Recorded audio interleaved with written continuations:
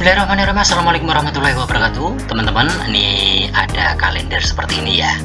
Kalau misalkan kita menghitung, misalkan angka kotakan ini nih, di sini 5, di sini ke bawahnya ada 4 ini ya. Berarti ada 20 kotakan yang terisi angka-angka. Nah, ini bisa kita hitung dengan cepat. Bahwasanya yang pertama ini, kotak ini ya, itu jumlahnya adalah 330. Sedangkan misalkan yang kotak ini kita geser seperti ini ya, ke sini 5, ke sini 4 juga, kita pun bisa menghitung dengan cepat bahwasanya jumlah angka-angkanya itu ada 350. Kenapa bisa cepat seperti ini? Nah, di sini menariknya kita lihat bersama.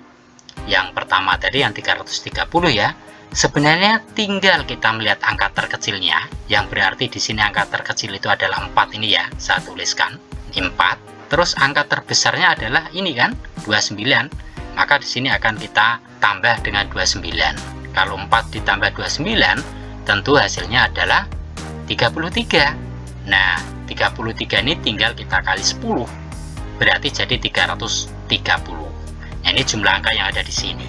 Kalau yang di sini tadi ya, yang 350 ya berarti sama, yang terkecil adalah 5 ya kan, kita tambah dengan yang terbesar tentunya 30 nih ya kan, berarti 5 tambah 30 ketemu 35 kali 10 350. Teman-teman bisa membuktikannya dan menggunakan kreasi angka yang lainnya.